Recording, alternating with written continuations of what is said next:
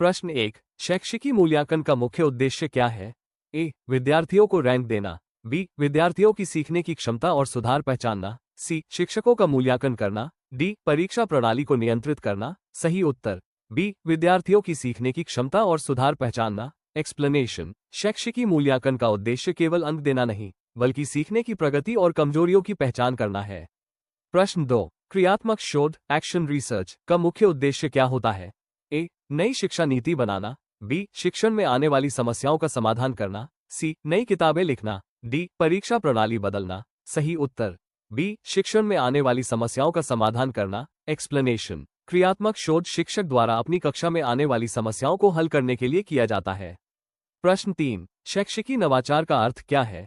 ए। पुरानी विधियों को बनाए रखना। बी। शिक्षा में रचनात्मक और नए प्रयोग करना। सी। परीक्षा के समय को घटाना। डी। पाठ्यक्रम को कम करना। सही उत्तर बी। शिक्षा में रचनात्मक और नए प्रयोग करना। एक्सप्लेनेशन। नवाचार का तात्पर्य नई शिक्षण विधियां और तकनीकें अपनाने से है, जिससे शिक्षा अधिक प्रभावी हो।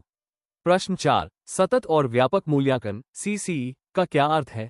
ए। वार्षिक परीक्षा लेना। बी। निरंतर और सर्वांगीण मूल्यांकन करना। सी। केवल मौखिक परीक्षा लेना। डी। रिपोर्ट कार्ड बनाना। सही उत्तर बी। निरंतर और सर्वांगीण मूल्यांकन करना। एक्सप्लेनेशन। CCE प्रणाली में छात्र के सर्वांगीण विकास का पूरे वर्ष निरंतर मूल्यांकन किया जाता है। प्रश्न 5। डायग्नोस्टिक टेस्ट का उपयोग किसके लिए किया जाता है? ए। विद्यार्थी की कठिनाइयों की पहचान के लिए। बी। परीक्षा के परिणाम के लिए। सी। नई कक्षा बनाने के लिए। डी। शिक्षकों की रैंक तय करने के लिए। सही उत्तर ए। विद्यार्थी की कठिनाइयों की पहचान के लिए। एक्सप्लेनेशन। डायग्नोस्टिक टेस्ट ये बताती है कि विद्यार्थी किन क्षेत्रों में कमजोर है, ताकि सुधारात्मक शिक्षण किया जा सके। प्रश्न 6। फॉर्मेटिव इवैल्यूएशन कब की जाती है? ए। शिक्षण के दौरान। बी। सत्र के अंत में। सी। परिणाम घोषित करने के बाद। डी। परीक्षा से पहले। सही उत्तर ए। शिक्षण के दौरान। एक्सप्लेनेशन। फॉर्मेटिव इवैल्यूएशन सीखने के दौरान की जाती है, ताकि विद्यार्थी के सुधार पर तुरंत ध्यान दिया जा सके। प्रश्न 7। क्रियात्मक शोध का पहला चरण क्या है? ए। समस्या की पहचान। बी। डेटा संग्रह। सी। समाधान लागू करना। डी। निष्कर्ष निकालना। सही उत्तर ए। समस्या की पहचान। एक्सप्लेनेशन। किसी भी क्रियात्मक शोध की शुरुआत समस्या की पहचान से होती है, ताकि समाधान की दिशा तय की जा सके। प्रश्न 8। शैक्षिकी नवाचार की सफलता किस पर निर्भर करती है? ए। सरकार की नीतियों पर। बी। शिक्षकों की सक्रिय भागीदारी पर। सी। विद्यार्थियों की संख्या पर। डी। परीक्षा की तिथि पर। सही उत्तर बी। शिक्षकों की सक्रिय भागीदारी पर। एक्सप्लेनेशन। जब शिक्षक स्वयं नए प्रयोगों और विधियों में सक्रिय रूप से भाग लेते हैं, तब नवाचार सफल होता है। प्रश्न 9। समेटिव इवैल्यूएशन का उद्देश्य क्या होता है?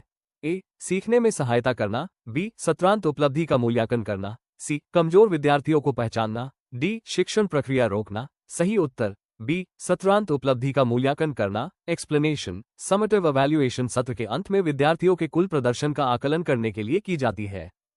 प्रश्न 10। क्रियात्मक शोध का अंतिम चरण कौन सा होता है? ए। डेटा संग्रह। बी। निष्कर्ष निकालना। सी। समस्या की पहचान। डी। परिकल्पना बनाना। सही उत्तर बी। निष्कर्ष निकालना। एक्सप्लेनेशन। समस्या का समाधान करने के बाद शिक्षक निष्कर्ष निकालता है और परिणामों को रिपोर्ट के रूप में प्रस्तुत करता है। शैक्षिकी मूल्यांकन, क्रियात्मक शोध और नवाचार विषय से 10 अति लघु उत्तरीय प्रश्न। प्रश्न 1। शैक्षिकी मूल्यांकन से आप क्या समझते हैं? उत्तर। विद्यार्थियों की सीखने की उपलब्धियों को मापने की प्रक्रिया को शैक्षिकी मूल्यांकन कहते हैं। प्रश्न 2। मूल्यांकन के कितने प्रकार होते हैं? उत्तर। 3 प्रकार, प्रारूपिक, संक्षेपात्मक और निदानात्मक। प्रश्न 3। क्रियात्मक शोध का मुख्य उद्देश्य क्या होता है? उत्तर। शिक्षण प्रक्रिया में आने वाली समस्याओं का समाधान खोजना। प्रश्न 4। नवाचार का अर्थ क्या है? उत्तर। शिक्षण में नई तकनीक, विधि या विचार का प्रयोग करना। प्रश्न 5। प्रारूपिक मूल्यांकन कब किया जाता है? उत्तर। शिक्षण प्रक्रिया के दौरान किया जाता है। प्रश्न 6। संक्षेपात्मक मूल्यांकन का उद्देश्य क्या होता है? उत्तर। सत्र के अंत में विद्यार्थी की उपलब्धि का मूल्यांकन करना। प्रश्न 7। क्रियात्मक शोध में परिकल्पना का क्या अर्थ है? उत्तर। किसी समस्या के संभावित समाधान का अनुमान। प्रश्न 8। शिक्षण में फीडबैक का क्या महत्व है? उत्तर। ये छात्र और शिक्षक दोनों को सुधार की दिशा में मार्गदर्शन देता है। प्रश्न 9। शैक्षिकी मूल्यांकन के कौन कौन से उपकरण हैं?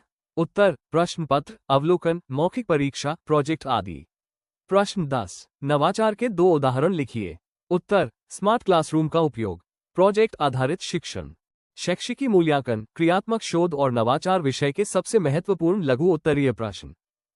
प्रश्न 1, शैक्षिकी मूल्यांकन का अर्थ एवं उद्देश्य स्पष्ट कीजिए। उत्तर, शैक्षिकी मूल्यांकन वो प्रक्रिया है जिसके माध्यम से विद्यार्थी की सीखने की प्रगति, ज्ञान, कौशल एवं दृष्टिकोण का आकलन किया जाता है। इसका उद्देश्य केवल अंक देना नहीं बल्कि सीखने की कमियों और सुधार के क्षेत्रों की पहचान करना होता है। प्रश्न 2, प्रारूपिक एवं संक्षेपात्मक मूल्यांकन में अंतर लिखिए।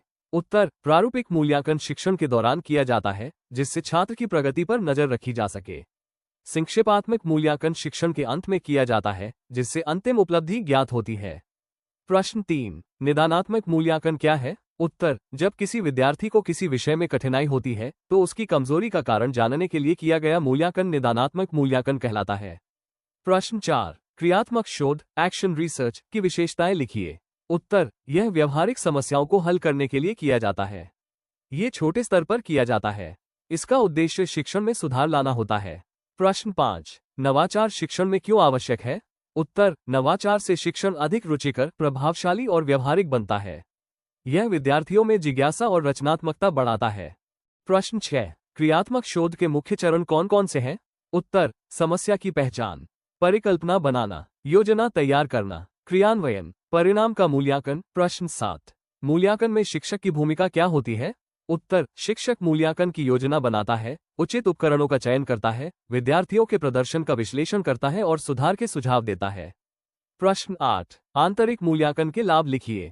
उत्तर, निरंतर फीडबैक मिलता है, छात्र का समग्र विकास होता है, केवल परीक्षा पर निर्भरता नहीं रहती। प्रश्न 9, नवीन शिक्षण विधियों के 2 उदाहरण दीजिए। उत्तर, प्रोजेक्ट आधारित शिक्षण, ICT आधारित स्मार्ट क्लासरूम शिक्षण। प्रश्न 10, शैक्षिकी नवाचार शब्द की व्याख्या कीजिए। उत्तर, शैक्षिकी नवाचार का अर्थ है शिक्षण प्रक्रिया में नई तकनीक, विचार या पद्धति का उपयोग करके शिक्षा को अधिक प्रभावी और आकर्षक बनाना। दोस्तों, याद रखो, मेहनत करने वाला कभी हार नहीं मानता। DLED 2025 में सिर्फ पास नहीं, टॉप करना है हमारा लक्ष्य। अगर वीडियो से कुछ सीखा हो तो दिल से एक लाइक जरूर करना। और हाँ, रोज नए सवालों और अपडेट्स के लिए JS 71 क्लासेज को सब्सक्राइब करना मत भूलिएगा। मिलते हैं अगले वीडियो में जहां हम सीखेंगे कुछ नया और बढ़ेंगे सफलता की ओर।